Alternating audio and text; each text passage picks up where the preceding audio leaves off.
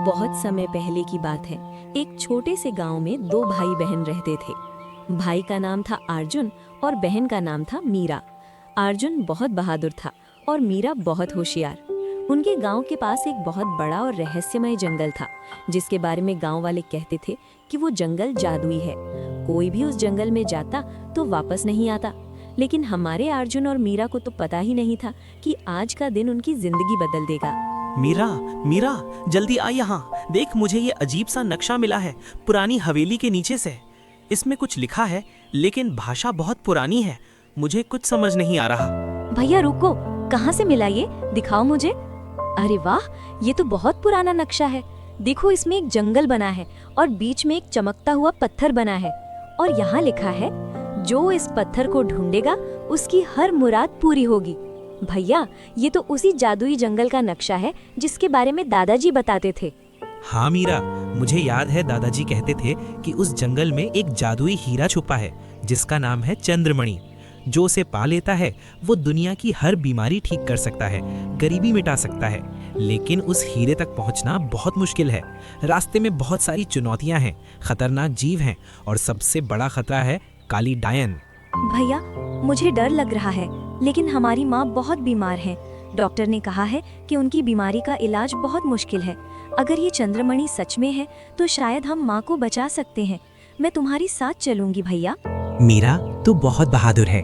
ठीक है, हम दोनों साथ चलेंगे, लेकिन हमें बहुत सावधान रहना होगा। चल, अपना सामान बांध, सुबह होने से पहले निकलना है।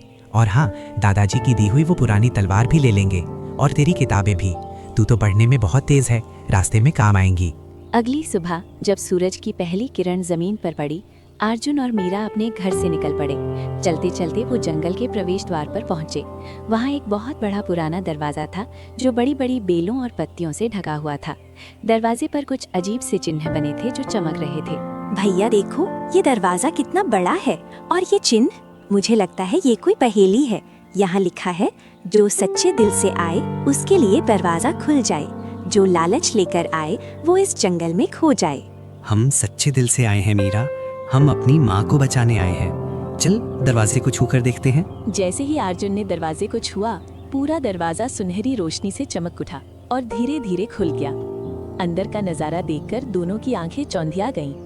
पेड़ बैंगनी और नीले रंग के थे, फूल सोने जैसे चमक रहे थे, तितलियां इंद्रधनुषी रंगों की उड़ रही थीं और हवा में मीठी मीठी खुशबू थी। ये सच में एक जादुई जंगल था। भैया, ये तो सपने जैसा है। देखो, ये फूल कैसे चमक रहे हैं और वो तितलियां, वो तो रोशनी छोड़ रही हैं। ये जंगल सच में जादुई है। हाँ मीरा, लेकिन सावधान रहना। दादाजी कहते थे कि इस जंगल में सब कुछ जैसा दिखता है वैसा नहीं होता। चल, नक्शे के हिसाब से हमें पहले उत्तर दिशा में जाना है। अर्जुन और मीरा जंगल में आगे बढ़ रहे थे कि अचानक एक पेड़ से कुछ गिरा। धम! वो था एक भूरे रंग का बंदर जो सीधे अर्जुन के सिर पर आकर बैठ गया। अरे अरे अरे, माफ करना भाई, मैं ऊपर से केला खा रहा था और फिसल गया। वैसे तुम लोग कौन हो? इंसान? इस जंगल में इंसान? बहुत सालों। अरे अरे अरे, माफ करना भाई, मैं ऊपर से केला खा रहा था और फिसल गया। वैसे तुम लोग कौन हो?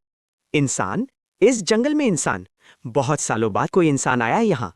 मेरा नाम बंटी है, बंटी बंदर। मैं इस जंगल का सबसे मजेदार, सबसे तेज और सबसे ज्यादा केला खाने वाला बंदर हूँ। अरे तुम बोल रहे हो? बंदर बोलते हैं क्या? अरे भाई, ये जादुई जंगल है। यहाँ सब जानवर बोलते हैं, गाते हैं, नाचते हैं, कुछ तो कविता भी लिखते हैं। मैं तो रैप भी कर सकता हूँ। मैं हूँ बंटी, केले का दीवाना, जंगल में सबसे बड़ा मस्ताना। तुम तो बहुत मजेदार हो बंटी। सुनो, हम चंद्रमणि ढूंढने आए हैं। क्या तुम्हें पता है वो कहाँ है? चंद्रमणि? तुम पागल हो क्या? चंद्रमणि ढूंढने कोई नहीं जाता। वो अंधेरी गुफा में है जो काला पहाड़ के अंदर है, और वहां तक पहुंचने के लिए तुम्हें 3 चुनौतियां पार करनी होंगी। पहली, बोलती नदी को पार करना। दूसरी, भूल भुलैया के जंगल से निकलना। और तीसरी, काली डायन को हराना। और वो काली डायन, उफ, उसके बारे में सोचकर भी मेरी पूंछ कांपने लगती है। बंटी, हमें जाना होगा। हमारी माँ बहुत बीमार है। क्या तुम हमारी मदद करोगे? हमें रास्ता दिखाओगे? देखो, मैं बहुत बहादुर तो नहीं हूँ, लेकिन तुम्हारी माँ बीमार है ये सुनकर मुझे दुख हुआ। मेरी माँ भी। खैर छोड़ो, ठीक है, मैं चलूँगा तुम्हारे साथ, लेकिन एक शर्त, रास्ते में जहां भी केले के पेड़ दिखें 5 मिनट रुकना पड़ेगा। डील? डील। चलो बंटी, हमारे साथ आओ। बहुत समय पहले की बात है। भारत के हृदय स्थल में एक छोटा सा गांव बसा था जिसका नाम था रामपुर। ये गांव चारों ओर से हरे भरे खेतों और ऊंचे नीचे टीलों से घिरा हुआ था। यहाँ की हवा में मिट्टी की सौंधी खुशबू हमेशा बसी रहती थी। रामपुर की सुंदरता देखने लायक थी, लेकिन इस गांव की असली पहचान यहाँ के लोग थे। यहाँ के लोग सादे थे, भोले थे, लेकिन जीवन की गाड़ी चलाने के लिए उन्हें संघर्ष की आग में झुलसना पड़ता था। गांव के बीचों बीच एक पुराना बरगद का पेड़ था, जहां शाम को सभी लोग इकट्ठा होते थे। लेकिन आज हमारी कहानी उस बरगद के पेड़ की नहीं, बल्कि उस झोपड़ी की है जो गांव के सबसे पिछले कोने में बसी थी। उस झोपड़ी में रामू नाम का एक किसान रहता था। रामू के पास जमीन का एक छोटा सा टुकड़ा था जो उसकी आंखों के तारे जैसा था। वो सुबह सूरज निकलने से पहले उठता और रात को चांद छिपने के बाद ही सोता था। हे ईश्वर, आज फिर वही सूरज निकला है। लगता है आज भी तपिश बहुत होगी। मेरी फसल की क्या हालत होगी, यही चिंता सता रही है। रामू, अरे रामू, इतनी सुबह सुबह किससे बातें कर रहे हो? आओ, नाश्ता तैयार है। बस 2 सूखी रोटियां बची हैं, लेकिन पेट तो भरना ही होगा। सीता, नाश्ते की चिंता मत करो। चिंता तो इस बात की है कि अगर बारिश नहीं हुई तो अगले महीने साहूकार का ब्याज कैसे चुकाएंगे। मेरे पास तो अब देने के लिए कुछ बचा ही नहीं है। भगवान भरोसा है रामू, हम मेहनत करते हैं, वो देखता है। तुम चिंता मत करो, बस खेत की देखभाल करो। मोहन भी अब बड़ा हो गया है, वो तुम्हारी मदद करेगा। हाँ, मोहन तो बहुत होशियार है, लेकिन सीता, ये जमींदारी प्रथा हम गरीबों की गर्दन पर छुरी की तरह चल रही है। ठाकुर साहब का टैक्स बढ़ गया है। धीरे धीरे सब ठीक हो जाएगा। पहले खाना खा लो, वरना ताकत कहाँ से आएगी। रामू ने चुपचाप रोटी खाई। उसके मन में हजारों विचार चल रहे थे। पिछले साल फसल अच्छी नहीं हुई थी, जिसकी वजह से उसने साहूकार लक्ष्मीदास से थोड़ा कर्ज लिया था। अब ब्याज दर इतनी बढ़ गई थी कि मूलधन तो दूर, ब्याज चुकाना भी मुश्किल हो रहा था। रामू जानता था कि अगर उसने समय पर पैसा नहीं लौटाया तो साहूकार उसकी जमीन हड़पने की कोशिश करेगा। ये जमीन उसके पिता की थी और रामू के लिए ये अपनी जान से भी ज्यादा प्यारी थी। नाश्ते के बाद रामू अपने खेत की ओर चल पड़ा। रास्ते में उसे साहूकार की हवेली के सामने से गुजरना था। हवेली बहुत बड़ी थी, जिसके ऊंचे दीवारें गांव वालों को डराती थी। अरे ओ रामू, इधर आओ। कहाँ चले हो इतनी सुबह सुबह? मालिक, मैं तो बस खेत देखने जा रहा था। फसल में थोड़ी पीलापन आ रहा है, पानी की व्यवस्था करनी है। फसल की चिंता बाद में करना, पहले मेरी चिंता करो। तुम्हारे कर्ज की तारीख तो कल ही बीत गई है। मेरे हिसाब से तुम्हारे ऊपर अब 5,000 रुपए बकाया है। मालिक, मैंने तो कहा था ना कि फसल कटने के बाद सब चुका दूंगा। इस बार सूखा पड़ा है, उत्पादन कम होगा। थोड़ा समय और दे दीजिए। समय? समय की कीमत होती है रामू। मेरा पैसा खाली नहीं बैठता। अगर कल तक आधा पैसा नहीं मिला तो समझ लेना तुम्हारी जमीन पर मेरा कब्जा हो जाएगा। कानून मेरे पक्ष में है। मालिक, रहम कीजिए। मेरे बच्चे क्या खाएंगे? ये जमीन ही तो हमारा सहारा है। मुझे उससे मतलब नहीं। कल तक पैसा चाहिए, वरना वकील भेज दूंगा। जाओ अब, मेरा समय बर्बाद मत करो। साहूकार की कठोर बातों ने रामू के दिल को चीर दिया। वो भारी कदमों से अपने खेत की ओर बढ़ा। खेत सूखा पड़ा था, मिट्टी में दरारें पड़ गई थीं, जैसे प्यास से तड़पती हुई धरती चीख रही हो। रामू ने खेत के बीचों बीच खड़े होकर चारों तरफ देखा। उसे कहीं भी हरियाली नहीं दिख रही थी। जो पौधे लहलहा रहे थे, वे भी मुरझा रहे थे। रामू ने घुटनों के बल बैठकर मिट्टी को मुट्ठी में लिया। मिट्टी रूखी थी, उसमें नमी का एक अंश भी नहीं था।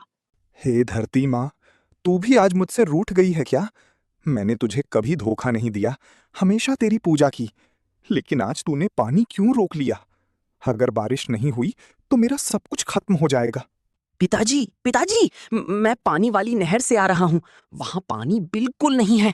ठाकुर साहब के नौकरों ने नहर का रास्ता रोक दिया है। क्या? उन्होंने नहर रोक दी? ये तो बहुत बड़ी चाल है। बिना पानी के फसल कैसे बचेगी? मोहन, तुमने किसी और को देखा वहां? हाँ पिताजी, वहां ठाकुर के मुनीम जी खड़े थे। वे कह रहे थे कि जब तक रामू कर्ज नहीं चुकाता तब तक उसके खेत में पानी नहीं जाएगा। वे कह रहे थे कि पानी ठाकुर की निजी जागीर है। ये अन्याय है। पानी तो कुदरत का है, नहर सबके लिए बनी है। लेकिन गरीब की आवाज कौन सुनेगा? मोहन, तुम घर जाओ और माँ को मत बताना, वरना वे रोने लगेंगी। मैं कुछ इंतजाम करता हूँ। पिताजी, मैं डरा हुआ हूँ। अगर फसल नहीं हुई तो हम भूखे मर जाएंगे। डरो मत बेटा, जब तक सांस है तब तक आस है। हम हार नहीं मानेंगे। जाओ घर। रामू जानता था कि सीधे ठाकुर से बात करना बेकार है। ठाकुर बलवंत सिंह पूरे इलाके में अपनी ताकत के लिए जाने जाते थे। उनके पास सैकड़ों एकड़ जमीन थी और गांव के ज्यादातर लोग उन पर निर्भर थे। ठाकुर को गरीबों की भावनाओं से कोई लेना देना नहीं था। उनके लिए सब कुछ व्यापार था। शाम को रामू ने सोचा कि क्यों ना एक बार ठाकुर से मिलकर गुहार लगाई जाए, शायद इंसानियत बाकी हो। वो सीधा ठाकुर की हवेली की मुख्य द्वार पर पहुंचा। वहां 2 बड़े बड़े पहरेदार खड़े थे। रामपुर गांव की सुबह सूरज की किरणों से नहीं, बल्कि रहीम चचा की भट्टी से उठती हुई भाप और मसालों की खुशबू से होती थी। ये कोई आम खुशबू नहीं थी, ये वो जादू था जो सड़क चलते मुसाफिर को रोक लेता और सोए हुए कुनबे को जगा देता। गांव के हर कोने में ये बात मशहूर थी कि रहीम की देसी मटन बिरयानी का कोई मुकाबला नहीं। आज की कहानी उसी बिरयानी, उसके राज और उस इंसान की है जिसने अपनी जिंदगी इसी हांडी और चूल्हे के हवाले कर दी थी। मुन्ना, ओ मुन्ना, और ये लकड़ियां गीली क्यों हैं? मैंने कहा था ना कि बबूल की सूखी लकड़ियां लाना। बिरयानी की आग में जो तपिश होनी चाहिए वो इन गीली लकड़ियों से कैसे आएगी? जा पिछले आंगन से वो पुरानी लकड़ियां उठा ला। और हाँ, हांडी का ढंग से धुलवान हो गया? अरे चाचा, मैं तो भागता ही आ रहा हूँ। वो ना नदी किनारे वाली लकड़ियां थोड़ी नम हो गई थी बारिश से।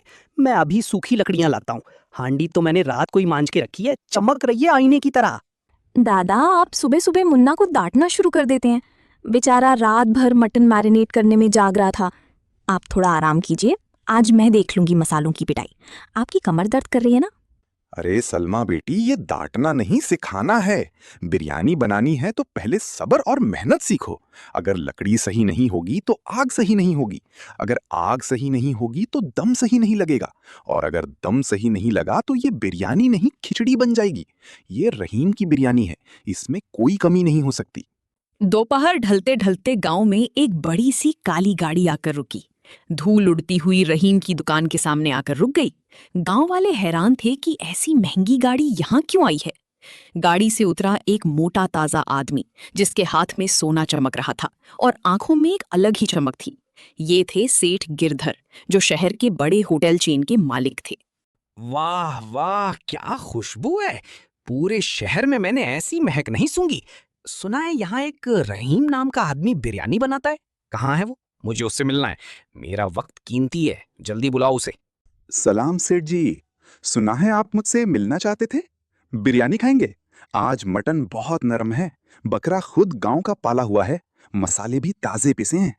रहीम मियाँ, बिरयानी तो मैं खाऊंगा, पर पहले मेरी बात सुनो। तुम्हारी ये बिरयानी सोना है, पर तुम इसे यहाँ मिट्टी की हांडियों में बेचकर अपना वक्त बर्बाद कर रहे हो। मैं चाहता हूँ कि तुम मेरे साथ चलो शहर। हम तुम्हारे नाम की फ्रेंचाइजी खोलेंगे। मशीन से बिरयानी बनेगी, पैकिंग होगी और पूरे देश में बिकेगी। तुम्हें लाखों रुपए मिलेंगे महीने के। सोचो। दादा, सुना आपने? सेठ जी कह रहे हैं लाखों रुपए।